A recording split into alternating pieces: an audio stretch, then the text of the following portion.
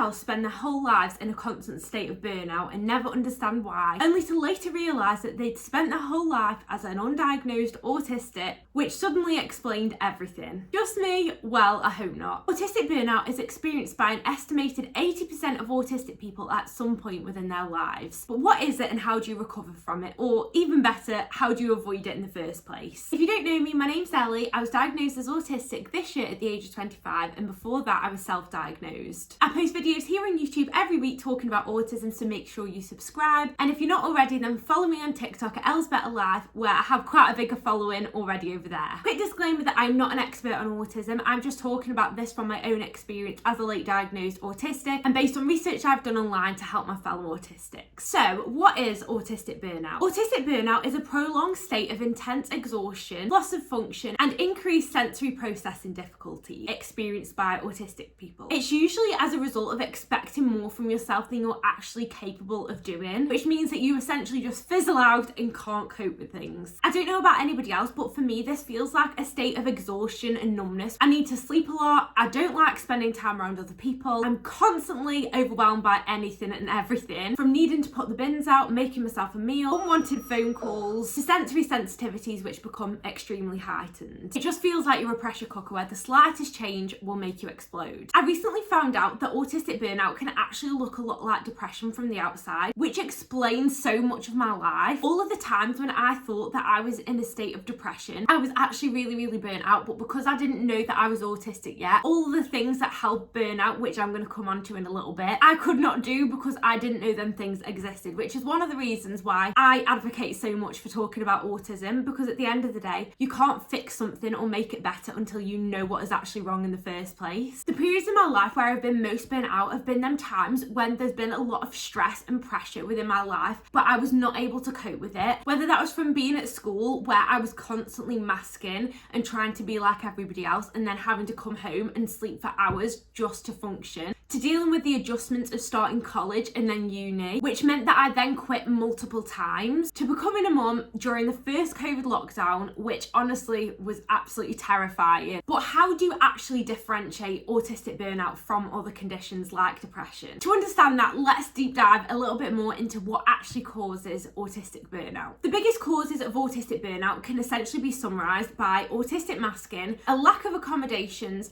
and high expectations of yourself. Let's look at autistic masking first. Autistic masking is any behaviour which aims to hide autistic traits, whether or not you know that you're autistic. It's interesting to learn that 80% of autistics are not actually diagnosed until after the age of 18, and a huge reason for this is that masking. They become so good at pretending to be a different version of themselves, which is more socially acceptable, that nobody else realises that they are even autistic in the first place, and that is what happened to me as well. Autistic masking is a huge umbrella and can cover any aspect of your life. For example, making eye contact even though it makes you feel uncomfortable, rehearsing past or future conversations to make sure that you do them right, hiding special interests because you're embarrassed of them, maybe you think they're a bit immature or they're not considered cool, so you pretend to like the things that everybody else likes so that you fit in, or even wearing makeup or certain clothes so you can try and look normal. But the problem with all forms of masking is that they take so much conscious effort and energy to constantly do. Masking is strongly linked to struggles with mental health, and it's been found that the autistics with the worst mental health are also the autistic people who mask the most. For me, masking puts me in a constant state of trying to please other people and trying to be a version of themselves that they need me to be, but you never quite get them things right because at the end of the day, you aren't neurotypical, so it constantly feels like you are performing. I say it time and time again,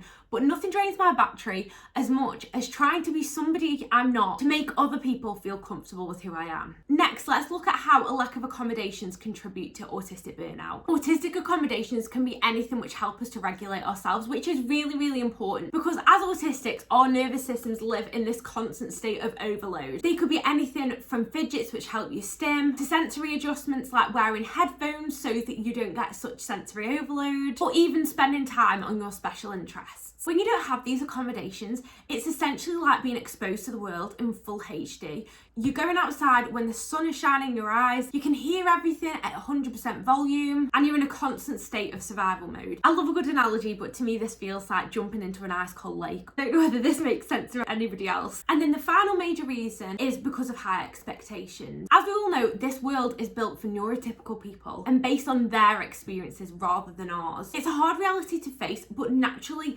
they are able to cope a lot better than we are, which means that we set really high standards for ourselves, which we cannot meet without these accommodations. Before I got my diagnosis, I always felt so broken because everybody else just seemed to breeze through life. They would be able to spend a weekend doing their homework and then go to school and not be exhausted, or they would be able to go to a social event and not come back with a social hangover because they weren't exhausted by them social situations. Whereas for me, I really struggled. But instead of meeting my own needs, I just thought I had to try harder and harder and harder, and that it was my fault that I was struggling rather than because there was something more going on. If we look at this from the lens of people who aren't yet diagnosed as autistic, it's no wonder that so many of us have struggled with burnout, because how are we meant to unmask? How are we meant to make autistic accommodations? How are we meant to lower our expectations of ourselves if we do not know that we are autistic in the first place? Now that we've covered them things and we understand them in a little bit more detail, let's look at the difference between autistic burnout versus depression. The most obvious difference is that autistic burnout can only be experienced by autistic people, and it's as a result of all of these autistic struggles that this burnout happens. On the other hand, the root causes of depression can be very different, and I don't want to oversimplify this too much because depression is very serious, but it is important to distinguish the difference, because the way that you would treat depression versus the way that you would treat autistic burnout are very different because they are two distinct conditions. For example, it's worth being aware that when you're in a state of autistic burnout, time alone makes things a lot better and it helps you to recharge and re-energize yourself, whereas when you are in a state of depression, time around other people will actually really help that. Another key difference is sensory issues, where for autistic people it can really help to dim down your senses as much as possible. If you're in the house, closing the curtains, wearing noise cancelling headphones, wearing sunglasses as much as possible to reduce that sensory stimulation, whereas loud music, going out in nature, being in the sunshine can help when you're depressed. Final key distinction I want to make, and trigger warning, this is a serious one, is the difference, I don't know whether I can say this on YouTube, between wanting to unalive yourself versus not wanting to exist. I really used to struggle with this, especially during my periods of burnout, where I just didn't want to exist anymore. I didn't want to be in this constant state of overwhelm and overload, but it was never that I wanted to actually unalive myself or not be alive. Whereas when you are depressed, you can have those thoughts where you actually want to unalive yourself. If that is something that you are struggling with, then I have put a link below so that you can seek the support that you need. Finally, it's worth mentioning that when you are in a state of autistic burnout, other mental health conditions can also worsen. I also have an anxiety and OCD diagnosis alongside my autism. If you want me to talk about the differences between autism and OCD, then please let me know, because a lot of people get confused between the two. What I will say is that I think the reason that other mental health conditions are worsened when you are in that state of burnout is because your brain hasn't got the capacity to rationalize anything. My obsessive thoughts and my compulsions are so much worse because my brain cannot actually stop them. And the same can be said about anxiety as well, because when you are in that state of burnout, your nervous system is overactive, so of course you are going to feel anxious and your adrenaline is constantly going to be kicking. Okay, with all them things being said, let's look at how to actually recover from autistic burnout, or even better, stop that autistic burnout from starting in the first place, because once you're in it, it can take a lot of work to come out of it again. The first step to recovering from autistic burnout is actually understanding yourself, because the more that you realise what your autistic traits are, the more easier it will be to firstly identify when you are masking, but secondly work out what accommodations you need for the struggles that you have. For example, I know that noise sensitivity is something that really triggers me, and as a result I invested in some noise cancelling AirPods, which means that I'm not constantly overstimulated, and that isn't going to exhaust my energy. If you are just in the process of starting your autism journey, or you do want to understand more about it, then I have created an autism guide which can really help you. It's a spreadsheet which breaks down the full autism diagnostic criteria and gives around 50 different prompts and examples for each part of the criteria of how your autism can present. I created one of these spreadsheets for myself when I started my own autism journey because it really helped me identify what my struggles and my triggers are, because at the end of the day it's so much easier to manage them struggles when you know what them struggles are in the first place. If you'd like to order your own autism guide,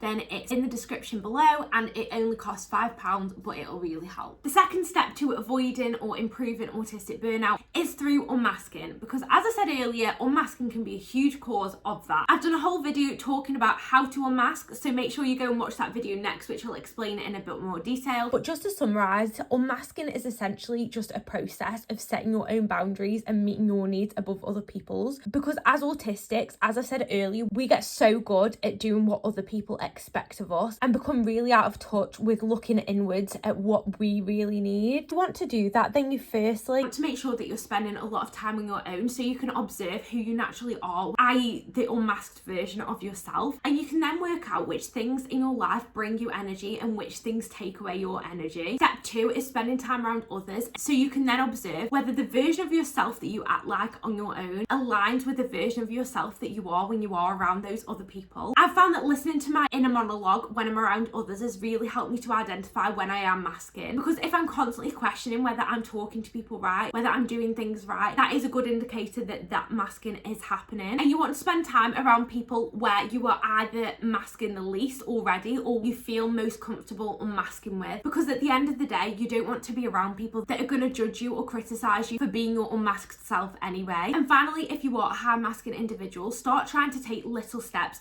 so that you can begin unmasking, whether that's stopping making eye contact if that's something that makes you feel really uncomfortable, or wearing them sensory aids around others, or even stimming if that helps you to feel calm and relaxed. All of these things are going to contribute to you feeling less burnt out and less exhausted. And lastly, I want to talk about a few different methods that you can follow to not only manage your energy levels but also manage how much pressure you're putting on yourself to do different things. Autistics are really guilty of overcommitting ourselves to try and keep other people happy or setting high expectations of ourselves, but hopefully by following one of these next methods you'll be able to see whether you're actually taking on a realistic amount. The first one is called spoon theory, and this is based on the idea that you start each day with a certain amount of spoons of energy. Let's say 10 as an example. It might take 1 spoon for you to get ready in the morning, 5 spoons for you to work for the day, another spoon for you to come home and make your tea, and so on and so forth. The key is to never use more spoons than you have available for the day. If you are going to use this method, I would really recommend that ahead of time you work out how many spoons each thing throughout your day is actually going to use, and make sure that you are realistic about what you can actually do. This is going to be trial and error as well. You might predict that these set tasks will use 10 spoons of energy, but then it might get to the end of the day and you're actually exhausted. So you know that for the next day, oh wait, this is using 12 spoons of energy instead of 10. At the end of every day, examine how you feel and experiment with the following day accordingly. I've heard so many autistics use this method and they'll say things like, oh, I'm really sorry I didn't get back to you, I didn't have enough spoons left, or I haven't cleaned my house today because I haven't got any spoons. And I think it's a great way to advocate for yourself and put your needs first. And the second method, which is my personal favourite, is called energy accounting. And this was actually recommended to me when I did CBT through the NHS here in the UK to help me with my constant state of autistic burnout. It is a little bit like spoon theory, but the difference here is that rather than just focusing on the things that take away your energy, it also focuses on the things that bring you energy as well. You have the column which describes what it is that you're doing, and the column where you write how much energy something takes away or adds to you. What you want to do here is write down all of the things that bring you energy and all the things that take it away. For example, it might be a -1 energy for cleaning the kitchen. It might be a -10 energy for going to work for the day. It might be a -2 energy for masking in the playground when you take your child to school. Then you include all the things that you think bring you energy. That could be a +5 for spending time in your special interests, a +1 for meeting your sensory needs, or a +5 for spending time on your own. But rather than ending in a 0 like you would with the spoons, the key here is to end with a plus. So each day you do more things that bring you energy than take your energy away. What this means is that when you are in a state of burnout, you're gradually adding energy to the pot. It's essentially a building block, so each day you build on the energy from the day before until you're at a point where you're no longer burnt out. What would be even better would be if you started these methods before you were in them states of burnout, because it would mean that you could avoid it in the first place. It can be easy to forget sometimes that you do have different needs than non-autistic people. So it's important that regardless of whether you are in burnout now or not, you constantly put your needs first so that you don't fall back into that. This is everything for today's video, and I really hope that it has helped. If it has, then please let me know in the comments, and make sure you subscribe if you're new, because this will really help build my channel. And thank you so much for watching. I'll see you next week. Bye!